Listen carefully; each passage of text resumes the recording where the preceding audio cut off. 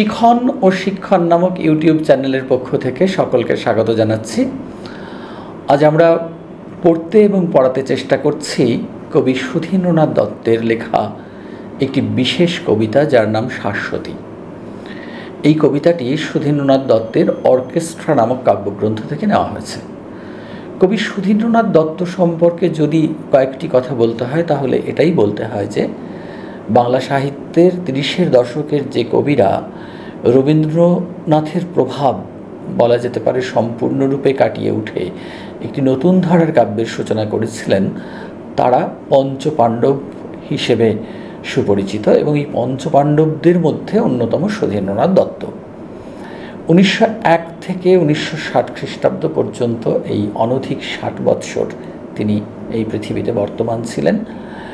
তার কবিতার সবথেকে বড় যে বৈশিষ্ট্য, সেটা হচ্ছে পাণ্ডিত্য।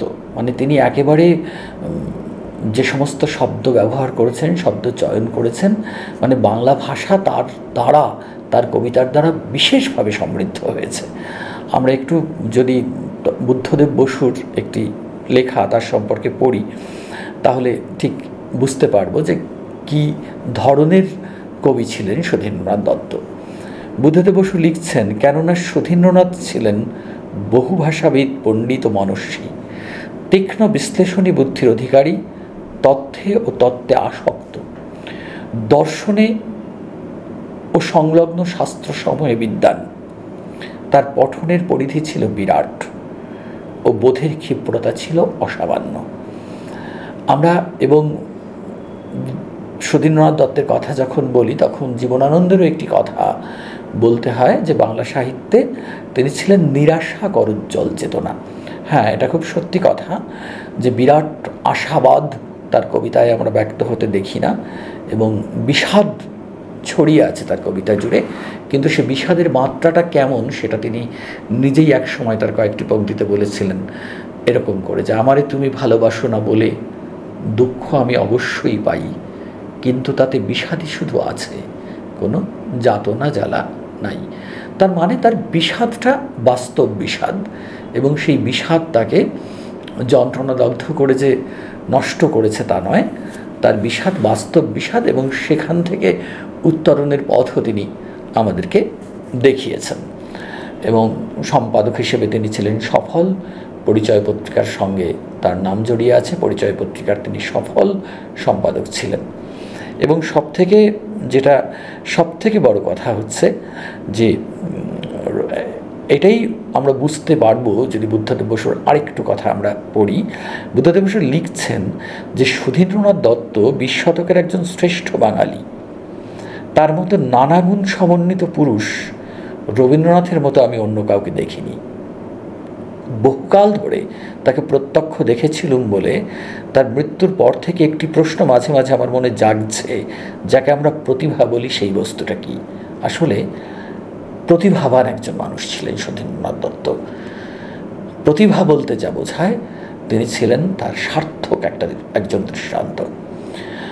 অর্কেস্ট্রা, ক্রন্দশী এবং সম্বর্ত, দশমী, এই ধরনের এই নামের কিছু কাব্যগ্রন্থ তিনি উপহার দিয়েছেন আমাদের, এবং সবটাই বাংলা ভাষা এবং সাহিত্যের অন্যতম শ্রেষ্ঠ সম্পদ বলে বিবেচিত আমাদের কাছে।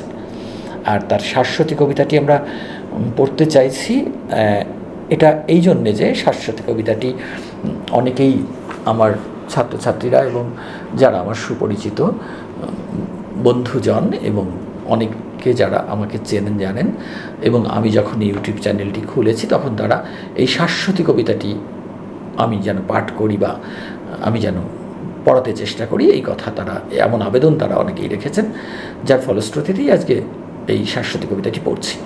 তো শাশ্বতী কবিতাটির কাব্যগ্রন্থের নাম হচ্ছে অর্কেস্ট্রা। আমরা জানি যে একটা ঐক্যতান বাদন, মানে বিভিন্ন রকম বাদ্যযন্ত্রের সহযোগে যে বৃন্দবাদন বাংলায় বলা যেতে পারে করা হয়, সেই অর্কেস্ট্রা মানে নানা রকম বাদ্যযন্ত্রের সহযোগে একটা সুন্দর মিউজিক আমরা এই অর্কেস্ট্রার দেখতে পাই। কোনো নাটকের আগে, কোনো নৃত্যগীতের আগে আমরা এই অর্কেস্ট্রা দেখতে পাই যে অনেক যন্ত্রসঙ্গীত শিল্পীর সহযোগিতায় একটা সুন্দর ঐকতান বাদনের যে ব্যবস্থা করা হয়, সেই দলটিকে আমরা অর্কেস্ট্রা বলতে পারি। তা আমি বুঝতে পারবো যে এই অর্কেস্ট্রা কাব্যের প্রত্যেকটি কবিতার মধ্যেই একটা অদ্ভুত সুন্দর একটা ঐকতান আছে যেন। এবং এই শাশ্বতী কবিতাটির মধ্যেও আমরা দেখতে পাচ্ছি যে একটা অদ্ভুত সুন্দর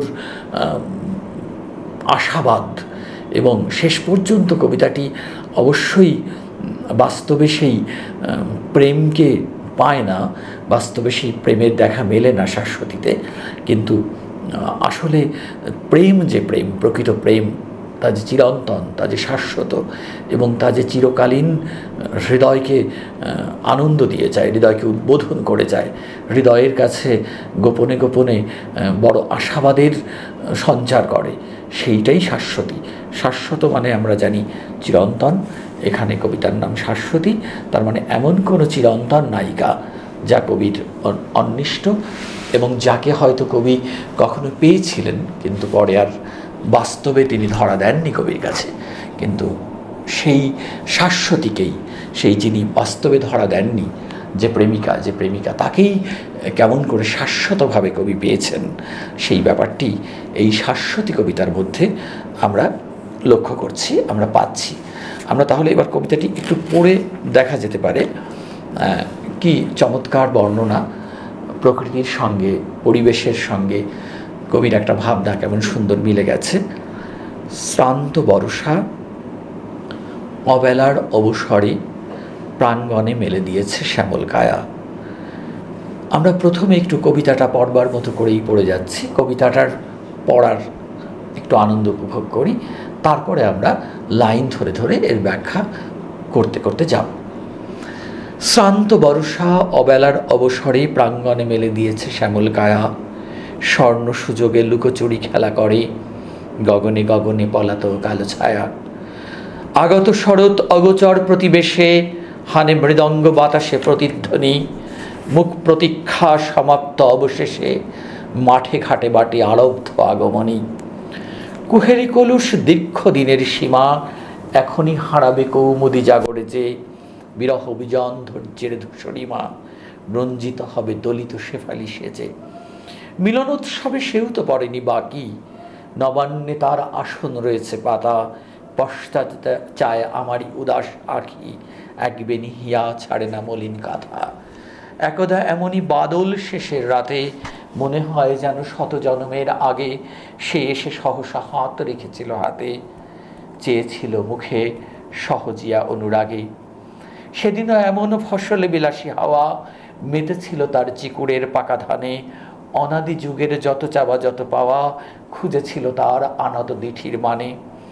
একটি কথার দ্বিধাধরতার জুড়ে ভর করেছিল সাতটি অমরাবতী, একটি নিমেষ দাঁড়ালো সরণি জুড়ে থামিল কালের চিরচঞ্চল গতি। একটি পণের অমিত প্রগলভতা মর্তে আনিল ধ্রুব তারকারে ধরে, একটি স্মৃতির মানসিক উৎপলতা প্রলয়ের পথ ছেড়ে দিল অকাতরে। সন্ধিলগ্ন ফিরেছে সগৌরবে, অধরা আবার ডাকে সুধা সংকেতে, মদমুকুলিত তারি দেহ সৌরভে অনামা কুসুম অজানায় ওঠে মেতে। ভরা নদী তার আবেগের প্রতিনিধি, অবাধ সাগরে উধাও অগাধ থেকে অমল আকাশে মুকুরিত তার হৃদি, স্বাতিমণিময় তারি প্রত্যাভিষেকে। স্বপ্নালু নিশা নীল তার আখি সম, সে রোমরাজির কোমলতা ঘাসে ঘাসে পুনরাবৃত্ত রসনায় প্রিয়তম, কিন্তু সে আজ আর কারে ভালোবাসে। স্মৃতি পিপীলিকা তাই পুঞ্জিত করে আমার রন্ধ্রমৃত মাধুরীর কণা, সে ভুলে ভুলুক কোটি বন্যান্তরে, আমি ভুলিব না, আমি কভু ভুলিব না। অসাধারণ এই কবিতা, অসাধারণ শব্দ চয়ন, অসাধারণ ভাবনা, এবং যে সুন্দর শব্দ সমাবেশে কবিতার যে প্রকৃত যে ছন্দ, ছয় মাত্রার এখানে আমরা দেখতে পাচ্ছি মাত্রাবৃত্ত ছন্দের একটা অদ্ভুত দোলা কবিতাটির মধ্যে আছে। একটা অদ্ভুত ধ্বনি ঝংকার কবিতাটির মধ্যে আছে। এবং যখন আমরা এর অর্থ তাৎপর্য অনুধাবন করতে যাব, তখন আমরা বুঝবো যে এই কবিতার যে অলঙ্কারের ব্যবহার, এই কবিতার যে শব্দের মাধুর্য, এই কবিতার যে শব্দের তাৎপর্য, এই কবিতার শব্দবিন্যাসের যে গভীরতা, আমরা পড়তে পড়তে একটু অনুধাবন করতে চেষ্টা করি। প্রথমেই একটি প্রকৃতি, আমরা বঙ্গ প্রকৃতির কথা ভাবি। শ্রান্ত বর্ষা, বর্ষা শেষ হয়ে যাচ্ছে, বর্ষা শ্রান্ত হয়েছে মানে বর্ষাকাল শেষের দিকে। অবেলার অবসরে, আমরা কখনো দিনের শেষটাকে বেলা শেষ, অবেলার অবসরে প্রাঙ্গণে মেলে দিয়েছে শ্যামল কায়া। শ্যামল সবুজ সৌন্দর্য, একটা স্নিগ্ধতা সমস্ত শরীরে, বঙ্গ প্রকৃতির শরীর জুড়ে, মানে যে প্রকৃতির কথাগুলি বলছেন, যে তার যে প্রকৃতিতে তিনি অবস্থান করছেন, তার শরীর জুড়ে একটা দিনাবসানের সময়কার বর্ষাকালের শ্রান্ত দিনের একটা শ্যামল আভা ছড়িয়ে পড়েছে সমস্ত প্রকৃতির শরীর জুড়ে। স্বর্ণ সুযোগে লুকোচুরি খেলা করে গগনে গগনে পলাতক আলো ছায়া। শরতের মেঘ রৌদ্রের লুকোচুরি খেলা আমরা জানি, এই মেঘ তো এই রৌদ্র। স্বর্ণ সুযোগ মানে অদ্ভুত একটা সোনালি সৌন্দর্য সৃষ্টি হয়, লুকোচুরি খেলা করে গগনে গগনে, আকাশে আকাশে, পলাতক আলো ছায়া। কখনো আলো, কখনো ছায়ার লুকোচুরি চলে, পালিয়ে যায় কখনো আলো, কখনো পালিয়ে যায় ছায়া, সামনে আসে আলো, সামনে আসে ছায়া। এবার একটা চারটি লাইন আমরা একবারে পড়ি, বোঝবার চেষ্টা করি। প্রকৃতির কি সুন্দর বর্ণনা দিলেন। শ্রান্ত বর্ষার, বর্ষা যখন শেষের দিকে, একটা বিকেল বেলায় যদি এমন হয়, শ্রান্ত বর্ষা অবেলার অবসরে প্রাঙ্গণে মেলে দিয়েছে শ্যামল কায়া। স্বর্ণ সুযোগে লুকোচুরি খেলা করে গগনে গগনে পলাতক আলো ছায়া। আগত শরৎ অগোচর প্রতিবেশে হানে মৃদঙ্গ বাতাসে প্রতিধ্বনি। শরৎকাল সমাগত, বর্ষা বিদায় নিচ্ছে। অগোচর প্রতিবেশে মানে এই যে প্রতিবেশ, পরিবেশ, আমাদের প্রতিবেশী যারা, তাদের হয়তো অগোচরেই তারা ছিল, মানে এরা এরা এরা প্রতিবেশী হিসেবেই ছিল, কিন্তু হয়তো অগোচরে ছিল। এই সামনে এলো, শরৎ সামনে চলে আসছে, এবং হানে মৃদঙ্গ বাতাসে প্রতিধ্বনি। মৃদঙ্গ মানে আমরা জানি খোল, মানে একটা সুন্দর সুরেলা খোল বাদ্যের শব্দধ্বনি যেন আমাদের বাতাসে শুনতে পাই আমরা শরতের আগমনের সময়। মুখ প্রতীক্ষা সমাপ্ত অবশেষে। মুখ মানে হচ্ছে কথাহীন, শব্দহীন। এই আমরা একটা প্রতীক্ষা, অন্তরে অন্তরে নীরবে আমরা একটা প্রতীক্ষা করে থাকি, কখন শরৎ আসবে, আগমনী আসবে। আমরা মায়ের আগমনও লক্ষ্য করি, মা দুর্গার আগমন শরৎকালে, শরতের আগমনের সঙ্গে সঙ্গে মায়ের আগমন, তা সেটা আমাদের একটা প্রতীক্ষা থাকে। এবং শরৎকালের সেই উজ্জ্বলতা, শরৎকালের সেই উজ্জ্বল সৌন্দর্য, এটা আমরা লক্ষ্য করি, এবং এটা আমরা মাঠে ঘাটে বাটে, আমরা আমাদের মাঠে ঘাটে ঘরে বাড়িতে আমরা সেই আগমনীর জন্যে, যে আগমনী শুরু হচ্ছে তার প্রতীক্ষা কিন্তু আমরা দেখতে পাই। প্রতীক্ষার শেষে সেই আগমনীর আবির্ভাব আমরা দেখতে পাই। তাই মুখ প্রতীক্ষা অবশেষে সমাপ্ত হয়ে যায়। আমরা যে নীরবে আগমনীর জন্য প্রতীক্ষা করে থাকি, সেই আগমনীর প্রতীক্ষার অবসান ঘটে, আগমনী এসে যায়। কুহেলি কলুষ দীর্ঘদিনের সীমা এখনই হারাবে কৌমুদী যা গড়েছে।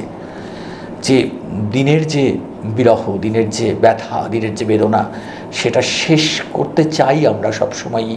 সেই জ্যোৎস্নালোকিত কৌমুদী, চন্দ্রালোক, কৌমুদীর যখন চন্দ্র, কৌমুদী যখন জাগ্রত থাকে চাঁদের আলো নিয়ে, সেই কৌমুদী জাগর জ্যোৎস্না, সেইটার প্রতীক্ষা আমরা করি মিলনের জন্যে।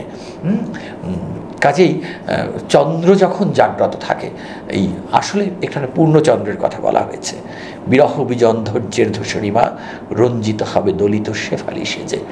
আর সেই সময়ই দীর্ঘ প্রতীক্ষার অবসানে শরতের শিউলি ফুটবে, শিউলি ফুল ছড়িয়ে থাকবে, এবং সেই শিউলির ফুলের যেন একটা বিছানা তৈরি হয়, তখন আমরা দেখতে পাই আমাদের পথে মাঠে, আমরা দেখতে পাই এখানে, যেখানে শিউলি ফুলের গাছ আছে, এবং শিউলিকে এখানে কবি শেফালি বললেন সুন্দর করে, রঞ্জিত হবে দলিত শেফালি সেজে, মানে যখন শেফালির একটা বিছানা চাদর সেটাকে যখন আমরা দলিত করে চলে যাব, তখন যেন সত্যিই সেই অদ্ভুত সুন্দর সেই মিলনের রং যেন আমরা উপলব্ধি করবো আমাদের ভেতরে। তাই রঞ্জিত হবে দলিত শেফালি সেজে, মিলনোৎসবে সেও তো পড়েনি বাকি, নবান্নে তার আসন রয়েছে পাতা। এইখানে এই সে হচ্ছে আমার সেই প্রেমিকা, সে বাকি নেই, সে মিলনোৎসবে আমার সঙ্গেই থাকবে। হ্যাঁ, কারণ এরপরে তো অবশ্যই নবান্ন আসবে, হেমন্তে নবান্ন আসবে, বর্ষা শরৎ হেমন্তে আসবে, এবং সে আসবেই, মানে বর্ষার বিরহ, শরতের মিলন, এবং শেষ পর্যন্ত তার যে আমরা যে নতুন আনন্দ, নব অন্নের যে আনন্দ আমরা অগ্রহায়ণে পাই, মানে আসলে একটা মানে শ্রান্ত বর্ষার শেষে আগমনীর আনন্দের সঙ্গে সঙ্গে শেষ পর্যন্ত নবান্নের আনন্দের মধ্যেও কবি তার সেই হারিয়ে ফেলা যে প্রেমিকা, হয়তো তিনি কখনো তার সঙ্গে ছিলেন বা তাকে ভালোবেসেছিলেন, সেইটা তিনি ভোলেননি। মানে তিনিও তার এই প্রকৃতির সঙ্গে আছেন। বর্ষার বিরহের পরে যেমন করে শরৎ আসে, যেমন করে হেমন্ত আসে, সেই সমস্ত আগমনীতে, সমস্ত মিলনের উৎসবে কবির প্রেমিকা, তার ভালোবাসার জন তার সঙ্গে আছেন। তাই কবি বলেছেন যে সে বাকি পড়েনি, সে পিছিয়ে পড়েনি, তাকে বাদ দেওয়া হয়। হ্যাঁ, সত্যি তাই, মিলনোৎসবে সেও তো পড়েনি বাকি। কবিতার যে প্রেমিকাকে কিছুদিনের জন্য বা কিছুক্ষণের জন্য হয়তো জীবনে কখনো পেয়েছিলেন বা যাকে অনুভব করেছিলেন, তাকে কিন্তু বাদ রাখছেন না কবি এই প্রাকৃতিক পরিবেশে, এই প্রাকৃতিক যে আগমনীর আনন্দে, এবং শেষ পর্যন্ত হেমন্তের নবান্নের আনন্দের সঙ্গেও সে জড়িয়ে আছে। কিন্তু পশ্চাতে চায় আমারই উদাস আঁখি, কিন্তু কবি কিন্তু যখন স্মৃতিরোমন্থন করতে চাইছেন, পেছন ফিরে তাকাচ্ছেন, তখন তিনি উদাস হয়ে যাচ্ছেন। এই উদাস হচ্ছে একটা নিশ্চয়ই মন খারাপ থেকে, যাকে বাস্তবে তিনি পাননি, কিন্তু তাকে অনুভব করছেন, কিন্তু তিনি উদাসী হচ্ছেন। প্রেমিকের তো ধর্মই এই উদাস হওয়া, এই প্রেমিকার কথা ভেবে মন খারাপ করা। এক বেনিহিয়া ছাড়ে না মলিন কাঁথা, কবি যেন মনে করছেন যে তার সেই প্রেমিকা সেও কিন্তু এক বেনিহিয়া, মানে আমরা এই অনেক সময় দেখেছি বিরহে যে আছেন যে নায়িকা বা থাকে যে নায়িকা, তার অতটা সাজসজ্জা থাকে না, মানে সে একবেনি যুক্তা থাকে, মানে চুলকে বেঁধে অনেক সেজেগুজে সে থাকে না, একটা বেনি বেঁধেই সে মলিন কাঁথা, এখানে মানে মলিন বস্ত্র, মানে সে যে বিরাট সাজসজ্জা করে ভালো সুন্দর বস্ত্র পরিধান করে থাকে তা নয়, মানে আলুথালু থাকে যে প্রেমিকা। তাই সেটা বোঝাতেই কবি বলেছেন, আমার উদাস আঁখি যখন চায় তার দিকে, তখনও কিন্তু তাকেও বিরহী অবস্থাতেই কবি দেখতে পান, যে তাকে তো আমাকে ছেড়ে আসতে হয়েছে, বা যে কোনো কারণেই হোক না কেন আমরা বিচ্ছিন্ন বিরহে আছি। কাজে বিরহী নায়িকার মধ্যে কিন্তু সেই একটা ব্যথা, সেই একটা বেদনা, দীর্ঘ একটা মুখচ্ছবি কবি প্রত্যক্ষ করেছেন।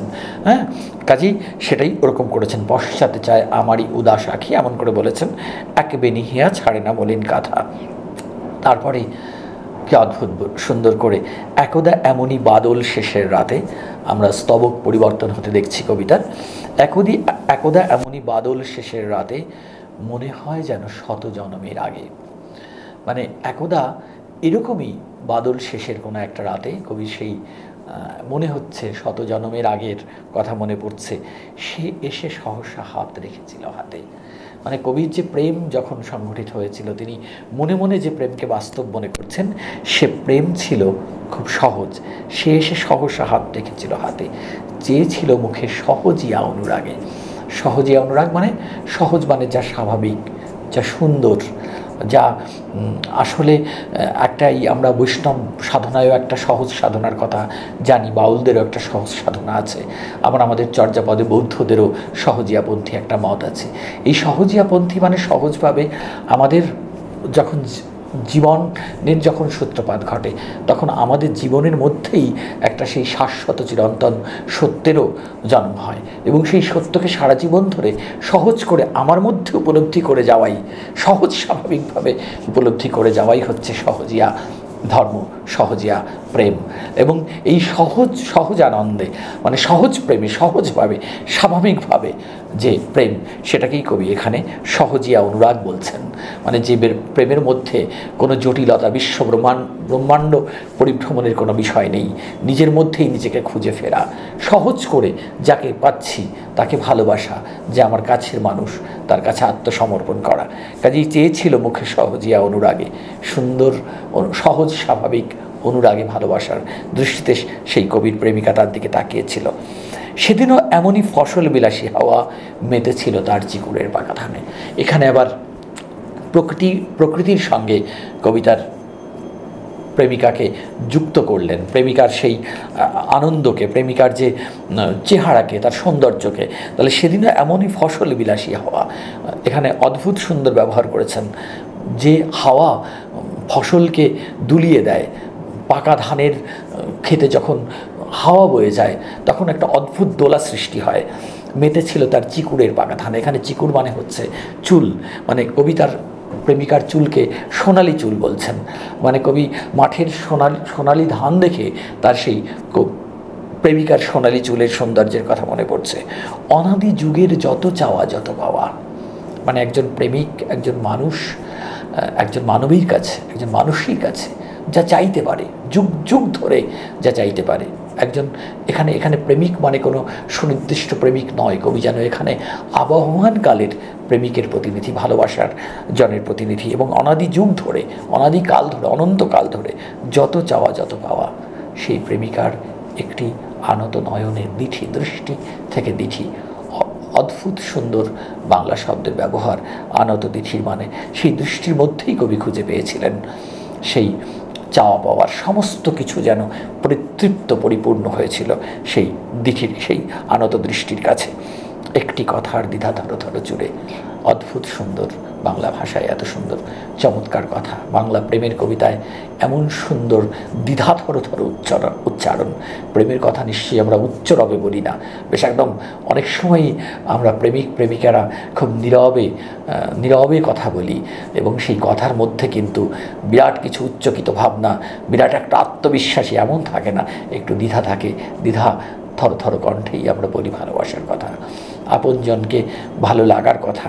তাই সেই কবিকেও সেই দ্বিধা থরথর উচ্চারণে প্রেমিকা যে প্রেম নিবেদন করেছিল কবির কাছে, সেই দ্বিধা থরথর উচ্চারণে ভর করেছিল 7টি অমরাবতী। এখানে অমরাবতী আমরা জানি স্বর্গের রাজধানী অমরাবতী। অমরাবতী মানে আমাদের আকাঙ্ক্ষিত বসবাসের স্থান অমরাবতী। তাহলে সেই একটি কথার উপরে যেন 7টি অমরাবতীতে যে সুখ, সেই সুখ কবি পেয়েছিলেন, সেই সম্পদ, সেই ঐশ্বর্য কবি পেয়েছিলেন। 7টি অমরাবতী মানে স্বর্গের 7টি রাজধানীর সমান। যে রাজধানীতে একটি রাজধানী নয়, স্বর্গের রাজধানী, তো আবার 7টি রাজধানীতে একটা মানুষ যে সুখ পেতে পারে, তার প্রেমিকার একটি দ্বিধা থরথর উচ্চারিত ভালোবাসার কথায় কবি সেই সুখ পেয়েছিলেন। আর একটি নিমেষ দাঁড়ালো স্মরণী জুড়ে, আর সেই ভালোবাসার একটি মুহূর্ত, একটি ক্ষণ, চোখের পলক পড়ে যে মুহূর্ত, যখন একটি নিমেষ তার সারা জীবনের পথ জুড়ে যেন দাঁড়িয়ে পড়েছে, থেমে গেছিল, মানে সময় যেন থমকে গিয়েছিল। সে এত আনন্দের মুহূর্ত, এত পরিপূর্ণ তৃপ্তির মুহূর্ত, যেন কবির সময় থমকে গিয়েছিল। একটি নিমেষ দাঁড়ালো স্মরণী জুড়ে, থামিল কালের চিরচঞ্চল গতি। শুধু কবির সময় থেমে গেল না, এই মহাকাল যেন কবির সামনে থেমে গেল। কবির হৃদয়ের জীবনের কাল থেমে যাওয়া সঙ্গে মহাকালের থেমে যাওয়া উন্নীত হয়ে গেল। আসলে মহাকালের কাছেও তো সেই শ্রেষ্ঠ ভালোবাসাই সব থেকে আকাঙ্ক্ষিত থাকে। তাই একটি পণের অমিত প্রগল্ভতা মর্তে আনিল ধ্রুব তারকারে ধরে। আমরা জানি ধ্রুব তারা মানে যে তারা আকাশে স্থির, মানে অনেক সময় যে তারাগুলো গতিশীল তা নয়, সব থেকে উজ্জ্বল যে নক্ষত্র ধ্রুব তারা, সেই মর্তে সেই ধ্রুব তারাকে আনলো, মানে অসম্ভবকে সম্ভব করতে পারে প্রেম ভালোবাসা, হৃদয়ের আকুলতা। মর্তে আনিল ধ্রুব তারকা, একটি পণের মানে প্রতিজ্ঞার, প্রতিশ্রুতির অমিত প্রগল্ভতা, মানে সীমাহীন। এখানে প্রগল্ভতা মানে বাচালতা নয়, এখানে প্রগল্ভতা মানে আত্মবিশ্বাস। মানে অনেক সময় প্রগল্ভ কথার সঙ্গে দেবী দুর্গারও নামের সংযোগ স্থাপন করা হয়। কাজে আত্মবিশ্বাসী যে নারী, সেই অমিত প্রগল্ভতা, সীমাহীন আত্মবিশ্বাস নিয়ে সে যে প্রতিশ্রুতি দিয়েছিল আমাকে, সেই প্রতিশ্রুতি যেন অসম্ভবকে সম্ভব করেছিল। মানে মর্তে ধ্রুব তারকাকে মর্তে নিয়ে এসেছিল, ধ্রুব তারকাকে মর্তে ধরে এনেছিল, মর্তে আনিল ধ্রুব তারকারে ধরে। একটি স্মৃতির মানসিক দুর্বলতা প্রলয়ের পথ ছেড়ে দিল অকাতরে। একটি স্মৃতি, ভালোবাসার স্মৃতি, যে স্মৃতি একটি মানুষকে সারা জীবন আনন্দ দেয়, তার দুঃখে বেদনায় হতাশায় তাকে অনুপ্রেরণা যোগায়, তাকে বাঁচতে বলে, তাকে অনুভব করতে বলে তার জীবনের শ্রেষ্ঠ মুহূর্তকে। তা সেই একটি স্মৃতির মানসিক দুর্বলতা, এই দুর্বলতা তো মানুষেরই থাকে। প্রেমের যে অনুভূতি, তার প্রতি আকাঙ্ক্ষা, তার প্রতি দুর্বলতা, তার প্রতি ভালো লাগা, তার প্রতি চাওয়া, সেগুলো তো মানুষের থাকে। তাই মানুষই, একটা মানবীর সেই দুর্বলতা প্রলয়ের পথ, ধ্বংসের পথ। মানে কোনো কিছুই তখন আর ধ্বংসটাও শেষ কথা নয়। মানে তখন সব পাওয়া হয়ে গেছে, তখন ধ্বংস হলেও কিছু যায় আসে না, সব কিছু ধ্বংস হয়ে গেলেও তখন আর কিছু যায় আসে না। কারণ পরম প্রাপ্তি যে ভালোবাসা, সেই ভালোবাসা ঘটে গেছে, ভালোবাসা পাওয়া গেছে, ভালোবাসার পূর্ণতা ঘটেছে। তাই প্রলয়ের পথ তখন অকাতরে ছেড়ে দিতে পারে। সন্ধিলগ্ন, আমরা পরের স্তবকে আবার যাচ্ছি। সন্ধিলগ্ন ফিরেছে সগৌরবে। আমরা দেখছি মানে মোট 3টে স্তবকে বিন্যস্ত এই কবিতা, এবং প্রত্যেকটা স্তবকেই 1, 2, 3, 4, 5, 6, 7, 8, 9, 10, 11, 12, 13, 14, 15, 16টা করে পংক্তি রয়েছে। 348টা পংক্তি তাহলে আমরা বুঝতে পারছি। এবং এক একটা পংক্তির পরে, এই পরের একদম শেষ প্রথম দুটো স্তবকে যে পংক্তিগুলো রয়েছে, সেখানে আমরা দেখেছি প্রকৃতির সঙ্গে একটা অদ্ভুত মিল আছে, বিন্যাস আছে। মানে প্রকৃতির সাযুজ্য কল্পনা করা হয়েছে, প্রকৃতির অনুষঙ্গে প্রেমিকাকে কল্পনা করা হয়েছে, প্রকৃতির অনুষঙ্গে ভাবনাকে ব্যক্ত করা হয়েছে। কিন্তু শেষে আবার আমরা দেখতে পাচ্ছি প্রকৃতির অতটা অবস্থান নেই, কিন্তু তবুও প্রকৃতিকে ছাড়া কিন্তু কবি নেই। মানে প্রকৃতিকে দিয়েই তিনি সবটা বুঝিয়েছেন। সন্ধিলগ্ন ফিরেছে সগৌরবে, মানে এত কিছুর পরে আবার যেন কবির এরকম কোনো একটা আগমনীর মুহূর্তে তার সেই সন্ধি মানে মিলন লগ্ন ফিরে এসেছে। মানে তার যে অপ্রাপ্তি ছিল, সেই অপ্রাপ্তি ফিরে এসেছে তার ভাবনার জগতে। সন্ধিলগ্ন ফিরেছে সগৌরবে, অধরা আবার ডাকে সুধা সংকেতে। কবি তার প্রেমিকার ডাক শুনতে পাচ্ছেন, আহ্বান শুনতে পাচ্ছেন। সুধা সংকেত যে সুধাময় হতে পারে, সুধা অমৃতময় ডাকে আহ্বানে ডাকছেন কবির প্রেমিকা তাকে। মদমুকুলিত তারি দেহ সৌরভে, সেটা তুমি অনুভব করতে পারছেন। মুকুলিত মানে ফুলের কুড়ি, যা অঙ্কুরিত হচ্ছে, প্রস্ফুটিত হচ্ছে, সেই ফুলের যে সৌরভ, কবির প্রেমিকার দেহের সৌরভ তিনি অনুভব করছেন। অনামা কুসুম অজানায় ওঠে মেতে, মানে এবং সেই নারীর এত প্রভাব, সেই প্রেমিকা নারীর সৌন্দর্যের এত বিস্তার, যে তার জন্য যেন রাশি রাশি ফুল ফুটে উঠছে, অনামা সব ফুলেরা ফুটে উঠছে প্রকৃতিতে। ভরা নদী তার আবেগের প্রতিনিধি। আবার আমরা দেখতে পেলাম এখানে কবি নদীকে কিভাবে করলেন। মানে যখন বর্ষা শেষে আমরা শরতেও নদীর উচ্ছল ভরা নদী দেখি, আবেগের প্রতিনিধি, এবং সেই ভরা নদী সঙ্গে যেন সেই ভরা যৌবনা, মানে প্রেম পরিপূর্ণ একজন প্রেমিকার হৃদয়কে বর্ণনা করা হলো, মনকে বর্ণনা করা হলো। ভরা নদী তার আবেগের প্রতিনিধি, অবাধ সাগরে উধাও অগাধ থেকে অমল আকাশে মুখরিত তার স্মৃতি। এবং যেমন ভরা নদী কথা বলা হলো, সেই ভরা নদী যেমন অবাধ সাগরের দিকে উধাও হয়ে যাচ্ছে, সেই যে নদী, সেই নদীর মতো, সেই নদীর সঙ্গে আবার আকাশকেও তিনি একীভূত করলেন। অমল আকাশে কবি সেই প্রেমিকার হৃদয় দেখতে পাচ্ছেন, প্রস্ফুটিত হচ্ছে, মুখরিত হচ্ছে। স্বাতি মণিময় তারই প্রত্যাপ হিসেবে, স্বাতি নক্ষত্র আমরা বলি, স্বাতি মানে মণিমুক্তা খচিত, মণিমুক্তা সম্পদে সম্পন্ন সেই যে স্বাতি মণিময়, মানে মণি মুক্ত ধন রত্নরাজি, মানে কবির এই প্রত্যাভিষেক আবার নতুন করে যেন তার হৃদয়ে অভিষেক হচ্ছে, আবার নতুন করে প্রেমিকার অভিষেক হচ্ছে, এবং সেই প্রেমিকার প্রত্যাভিষেকে কবি যেন এই সহস্র মণিমুক্তের সমান নক্ষত্র, সহস্র রত্নরাজি সম্পন্ন যে নক্ষত্র, তার সেই সম্পদ কবি পাচ্ছেন। স্বপ্নালু নিশা নীল তার আঁখি সম। এটা একদিন স্বপ্নালু, স্বপ্নে আবৃত যে রাত্রি, এবং কবির প্রেমিকার চোখের সঙ্গে নীল তার আঁখি সম, তার চোখের অবস্থান অনুভব করছেন কবি এই স্বপ্নময় রাত্রির মধ্যে। সেরম রাজির কোমলতা ঘাসে ঘাসে, এবং এই প্রকৃতির যে ঘাসে ঘাসে যে কোমলতা, যে সৌন্দর্য, যে স্বচ্ছতা, যে সহজতা, যে নরম, যে কোমল ব্যাপার, সেই সমস্ত কিছুই যেন সেই নারীর সৌন্দর্যে, দেহ সৌন্দর্যের মধ্যে সেই কোমলতা কবি খুঁজে পেয়েছিলেন।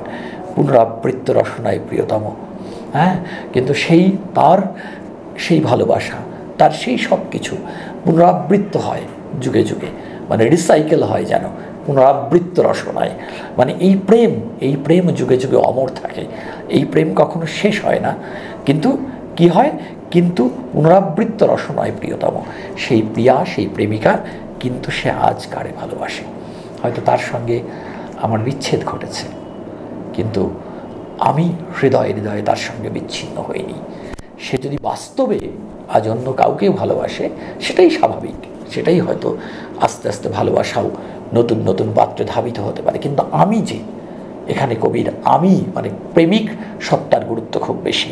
আমি যে, সে করছে কি, স্মৃতি পিপেলিকা তাই পুঞ্জিত করে অমার রন্ধ্রমিত মাধুরীর কণা। অমা মানে হচ্ছে শরীরের যে অবাঞ্ছিত অংশ, অপাচ্য অংশ। তা আমার সেই অপাচ্য অংশের যে রন্ধ্র মানে ছিদ্র, মানে আমার সেই শরীরের অপাচ্য জায়গায়, মানে অবাঞ্ছিত স্থানে যে অমার রন্ধ্রে মৃত মাধুরীর কণা, মানে যে মাধুরী মৃত হয়ে গেছে, যে সৌন্দর্য চলে গেছে, সেই সৌন্দর্যের কণাও আমার সেই শরীরের ভেতরে, আমার মনের ভেতরে সঞ্চিত হয়। আমার রন্ধ্রমিত মাধুরীর কণা, মানে আমি আসলে তাকে অপাচ্য বা অবাঞ্ছিত করে ফেলে দিতে পারি না। সেও তার সেই সৌন্দর্য, তার সেই স্মৃতিময় সৌন্দর্য, স্মৃতি পিপীলিকা, মানে পিপীলিকা যেমন খাদ্য সঞ্চয় করে, তেমন আমার স্মৃতির ভাণ্ডারেও পিপীলিকার খাদ্য সঞ্চয়ের মতোই অনেক অনেক স্মৃতিরা জমা হয়। সেই স্মৃতিটা কেমন, তাই পুঞ্জিত করা আমার রন্ধ্রে মৃত মাধুরীর কণা, মানে যে প্রকৃত অর্থে আমার থেকে বিদায় নিয়েছে, মৃত হয়ে গেছে আমার কাছে প্রকৃত প্রস্তাবে, কিন্তু আসলে কিন্তু মৃত হয়নি, আমার মনের মধ্যে সেই বেঁচে আছে। সেই মৃত মাধুরীর কণা আমার সঞ্চিত হচ্ছে আমার দেহে, মনে, সর্বত্র। যদি কোনো একটা জায়গা অবাঞ্ছিত হয়ে যায়, অপাচ্যও থাকে আমার দেহে মনে, সেখানেও তার সঞ্চয় আছে, সে আমার মধ্যে আছে। সে হয়তো বাস্তবে নেই, কাজেই সে বলে ভুলুক, কোটি বন্যন্তরে আমি ভুলিব না, আমি কভু ভুলিব না। এটাই হচ্ছে এই কবিতার একদম শেষ লাইনে সব থেকে মূল কথাটা বলা আছে, যে প্রেম, কবির প্রেমিকা কবিকে ভুলে গেলেও তিনি কোনোদিনও তাকে ভুলবেন না। কারণ যে ভালোবাসা তিনি পেয়েছিলেন, যে মুহূর্তের প্রেম, যে নিমেষের প্রেম, পলকের সৌন্দর্য তিনি প্রেমের মধ্যে অনুভব করেছিলেন, সেই প্রেম তিনি কিন্তু কোটি মন্বন্তরেও, শত দুঃখ, দুর্বিপাক, দুর্ভিক্ষ যা আসুক না কেন, কবি যতদিন তার হৃদয় উজ্জীবিত আছে, সঞ্জীবিত আছে, তার হৃদয়ে চেতনা আছে ততকাল কিন্তু সেই প্রেমকে তিনি ভুলবেন না, প্রেমের স্মৃতিকে তিনি ভুলবেন না। এবং সেই প্রেম কবিকে পরিতৃপ্ত করেছে, পূর্ণ আনন্দ দিয়েছে। কাজেই হয়তো বিষাদ আছে শেষ পর্যন্ত গিয়ে, হয়তো আমরা যে কিন্তু সে আজ আর কারে ভালোবাসে, এই সময় আমরা একটু বিষাদগ্রস্ত হই। কবিও যেন সেই বাস্তব বিষাদকে তুলে ধরেছেন, কিন্তু কবি কিন্তু বলছেন শেষ পর্যন্ত তার উত্তরণ, কারণ তার মনের কাছে কিন্তু তিনি মানে অনেক স্বাধীন, অনেক বড়, এবং তিনি ভুলবেন না, এ কবির আত্মঘোষণা। তাই আমরা যে কথা বলছিলাম, যে সুধীন্দ্রনাথ দত্তকে যখন তার দর্শন, তার জ্ঞান এবং বাংলা সাহিত্যে তার মতো এমন পণ্ডিত মানুষ যিনি সচেতনভাবে কাব্য চর্চা করেছেন। কাব্য তার কাছে একটা পরিশ্রমের ফসল। অনেক সময় তার কবিতা সম্পর্কে দুর্বোধ্যতার অভিযোগ ওঠে, কিন্তু আসলে তা নয়। আসলে যদি আমরা একটু মনোযোগ দিয়ে পাঠ করি তাহলে দেখব যে সেই সামান্য কিছু শব্দের হয়তো একটু বাধা হয়, কিন্তু সেই শব্দ হয়তো আমাদের অভিধানের কাছে পৌঁছতে সাহায্য করে। এবং সত্যিই যদি আমরা একটু কষ্ট করে, একটু যদি পরিশ্রম করে, কবি যেমন পরিশ্রম করে লিখেছিলেন, আমরা যদি একটু পরিশ্রম করে তাকে অধ্যয়ন করতে চাই, তাহলে আমরা অনেক মণিমুক্ত সন্ধান সুধীন্দ্রনাথ দত্তের কবিতা থেকে পেয়ে যাব। তাই আমারে তুমি ভালোবাসো না বলে প্রথমে যেটা বলেছিলাম, তার নিঃসঙ্গ নির্বেদ নিয়ে কবি নায়িকাকে বলেন যে আমারে তুমি ভালোবাসো না বলে দুঃখ আমি অবশ্যই পাই, কিন্তু তাতে বিষাদই শুধু আছে, কোনো যাতনা জ্বালা নাই। সত্যিই তাই, শেষ পর্যন্ত কিন্তু এই যে তুমি আর কাকেই ভালোবাসো তাতে আমার জ্বালা নেই, যন্ত্রণা নেই, বিষাদ কিছুটা আছে। কিন্তু তুমি জেনে রাখো যে তুমি ভুললেও বা সে ভুললেও কবি তার প্রেমিকাকে কখনো ভুলবেন না। এখানে কবি যেন বিশ্বের সমস্ত প্রেমিক সত্তার প্রতিনিধি এবং শাশ্বতীয়, চিরন্তন শাশ্বত প্রেমের কবিতা হিসেবে বাংলা সাহিত্যে, বাংলা কবিতায় শাশ্বত জায়গা দখল করে থাকবে। ধন্যবাদ সবাইকে, ভালো থাকবেন সবাই।